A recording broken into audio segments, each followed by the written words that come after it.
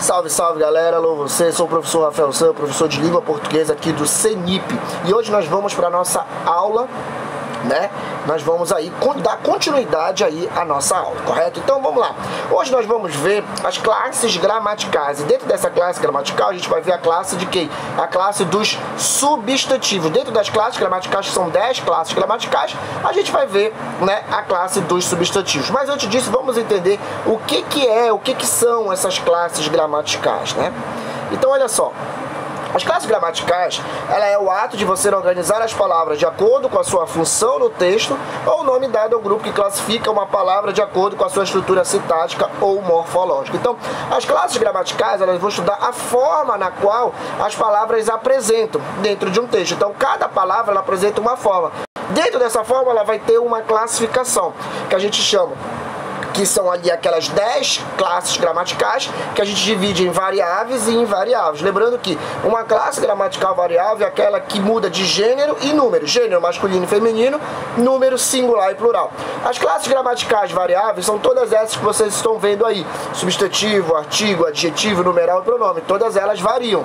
E eu tenho as classes gramaticais também invariáveis, que é o que? A preposição, a interjeição, a conjunção e os advérbios. Essas não variam de jeito nenhum. Então, como proposto, vamos estudar hoje os substantivos. Então, o que é o substantivo? Substantivo é tudo aquilo que denomina um ser ou alguma coisa. Tudo que eu dou nome, certo? Tudo que eu expresso um nome, que eu dou um nome, que eu designo um nome a um ser ou alguma outra coisa que não seja um ser, certo? Eu chamo de substantivo. E o substantivo também ele pode ser o quê? Um sentimento, correto? Dentro da classificação dos substantivos, nós temos as subclassificações, né? O substantivo e as subclassificações dele. Substantivo comum, próprio, concreto, abstrato, coletivo e assim por diante. Então, eu tenho a classificação dos substantivos comuns, né? Que são aqueles escritos com letra minúscula e vai designar um determinado ser de uma determinada espécie. Então, e é escrito com letra minúscula. Então, menino, homem, cidade, bairro, instituição, remédio, cão, remédio aí é tudinho junto, né? É escrito com letra minúscula, designa uma determinada espécie, perfeito. No ser de uma determinada espécie, substantivo comum. Ao contrário do substantivo comum, nós temos o substantivo próprio, que ele vai especificar uma determinada situação, uma determinada, né, espécie. Então, ele vai dar o que a gente chama de especificidade, ele vai especificar uma determinada espécie. E, ao contrário do comum, ele é escrito com letra maiúscula. Então, Bruno, Pedro, Salvador, Brasil, então nome de pessoas, nome de lugares, é tudo escrito ali com letra maiúscula. O que a gente tem mesmo é que memorizar e principalmente aprender é o substantivo concreto abstrato, que a gente vai precisar dele lá na sintaxe. Então, o que é o substantivo concreto? Ao contrário do que muitos professores falam ainda por aí, o substantivo concreto não é aquele que eu pego e o abstrato não é aquele que não pego. Não. O substantivo concreto é aquele que vai designar seres de existência real ou não, propriamente dito, coisas, pessoas, animais, lugares, etc. Mas para que a gente possa entender melhor o que é o substantivo concreto, basta eu pensar o seguinte: o substantivo concreto vai ser aquilo que tudo que eu penso, eu crio uma forma. Se todo substantivo que me vier, né, numa prova ou numa questão e for colocado para que seja classificado em substantivo concreto ou abstrato, basta eu saber se aquele tem forma ou não. Então, por exemplo, eu penso em cadeira. Eu quero saber se cadeira é substantivo concreto. Quando eu penso em cadeira, existe uma forma da cadeira na minha cabeça. Se existe uma forma da cadeira na minha cabeça, né, é um substantivo concreto. Bruxa. Bruxa, eu penso na bruxa, eu crio uma forma da bruxa na minha cabeça. Deus, a mesma coisa. Então percebe que o substantivo concreto é tudo aquilo que eu penso e eu tenho uma forma dele propriamente dito na minha cabeça. Eu não toco na bruxa, eu não toco em Deus. Mas, porém, contudo, entretanto, todavia, eles são considerados ali substantivos concretos. Ao contrário do substantivo concreto, eu tenho o abstrato. O que é o abstrato? É tudo aquilo que eu penso e não consigo criar forma nenhuma. Vamos para o conceito. É todo substantivo que indica qualidade, beleza, sentimento, ódio, sensação, dor, ações de combate ou estados, né, de vida ali por diante. Então, o substantivo abstrato é, por exemplo, se eu falo assim, ódio. Qual é a forma do ódio? Não tem.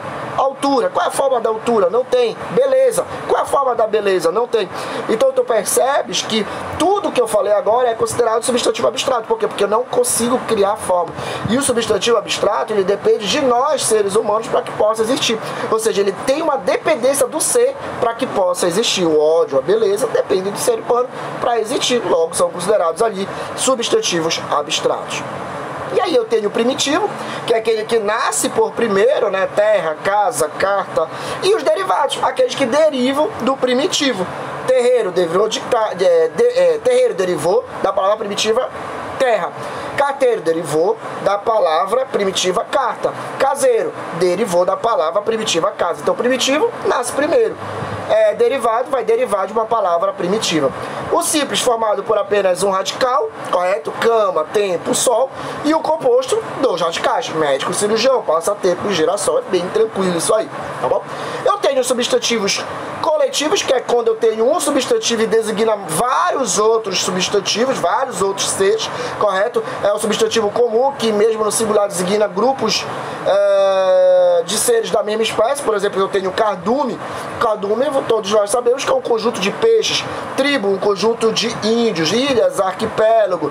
Molho, um conjunto de chaves. Então, os substantivos coletivos são aqueles que vão designar vários outros substantivos. Tudo tranquilo?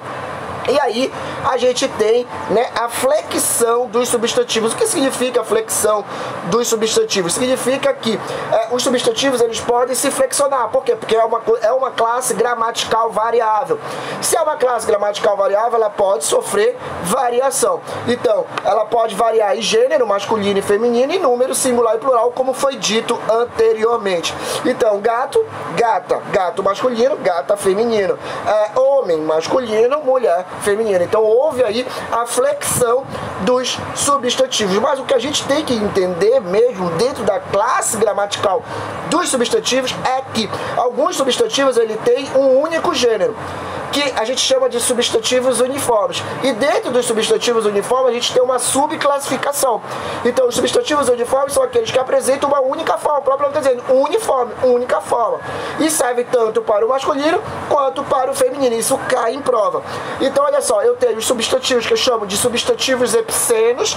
Quando eu falo de substantivos epicenos, eu estou colocando a situação referindo-me a animais. Então, onça macho, onça fêmea, tatu macho, tatu fêmea, capivara fêmea, capivara macho. Então percebe que toda vez que eu pego um substantivo, percebe que é um substantivo, ele só tem uma forma dele, tanto para o masculino quanto para o feminino, correto? Então, falou de animal, epiceno. Se esse animal eu posso classificá-lo ele sozinho, tanto para o masculino quanto para o feminino, ele pode ser considerado epiceno. Agora, muito cuidado, por quê? Porque eu já vi cobrar em provas situações em que o elaborador coloca uma situação referindo-se a animal e coloca a classificação como epiceno. Não, nem sempre quando eu coloco o animal eu posso classificá-lo como epiceno. Por quê? Porque epiceno só vai ser considerado quando eu tenho um único substantivo ali, e esse substantivo eu posso designar para macho e fêmea. Percebe que existem animais que existe o seu masculino e feminino, como é o caso de carneiro. Então eu posso dizer assim, carneiro é o quê? É um macho. Qual é o feminino de carneiro? Ovelha. Percebe que eu não posso dizer carneiro macho, carneiro fêmea. Não, carneiro é o macho e a ovelha é a fêmea. Houve mudança? Houve mudança. Então já não é mais considerado substantivo epiceno. Por quê? Porque o substantivo epiceno, ele é uniforme. Nesse caso do carneiro e da ovelha é biforme, ou seja, tem duas formas, que é inclusive que a gente vai ver agora. Olha só, a gente tem o comum de dois, não, a gente nem vai ver agora, a gente vai ver entrar primeiro no comum de dois gêneros dentro ainda dos uniformes. O que é o comum de dois gêneros? Toda vez que eu falo de substantivo comum de dois gêneros, eu tenho que pensar o seguinte: eu tenho um substantivo e esse substantivo eu posso colocar antes dele ou um artigo masculino ou um artigo feminino. Por isso que ele é comum de dois gêneros, porque ele aceita dois artigos, um masculino e um feminino antes.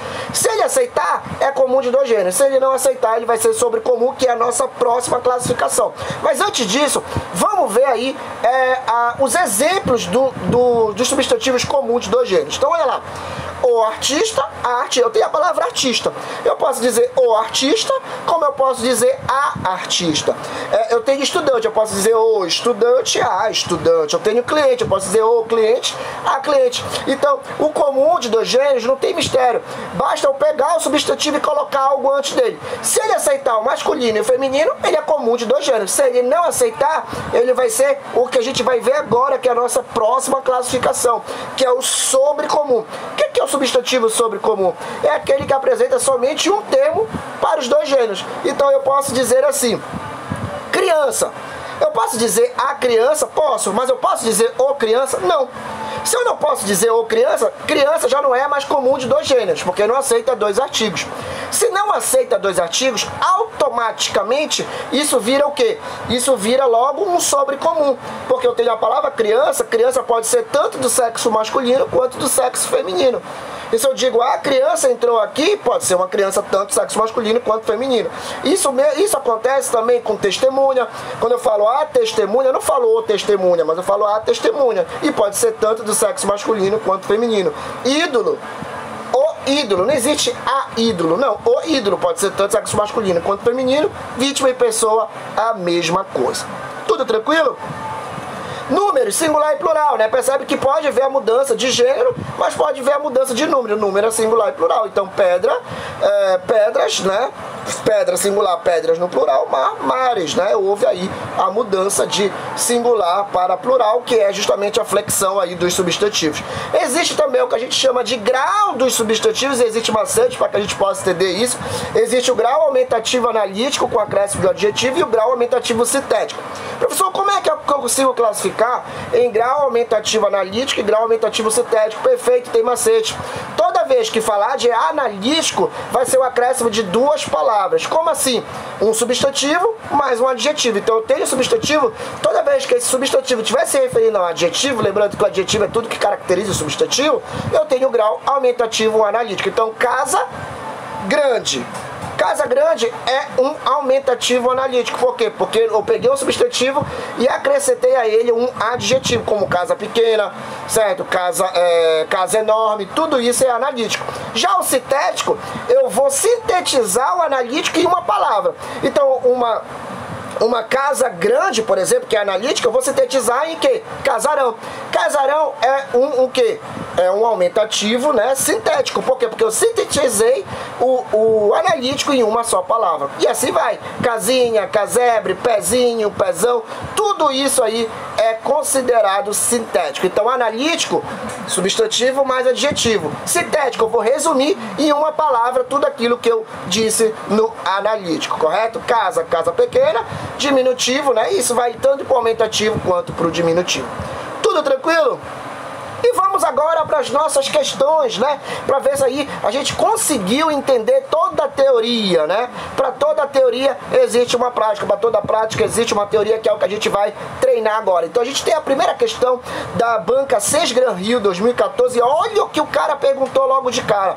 Em qual dos períodos abaixo a troca de posição entre a palavra sublinhada e o substantivo a que se refere mantém o sentido? Muito boa essa questão, porque além dela envolver ali as questões referentes ao substantivo, ela vai testar, né, de maneira minuciosa o lado semântico também, não só das palavras, mas o lado minucioso também do aluno que vai analisá-las. Então vamos para a letra A.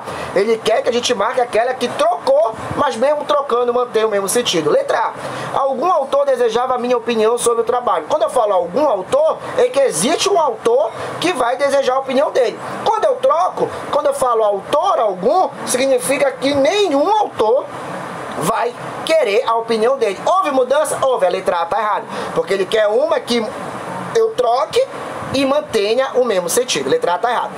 O mesmo porteiro me entregou o pacote na recepção do hotel. Olha, quando eu falo o mesmo porteiro, certo? Eu sei quem é esse porteiro. Existe uma identidade na qual eu sei, mesmo que implícita.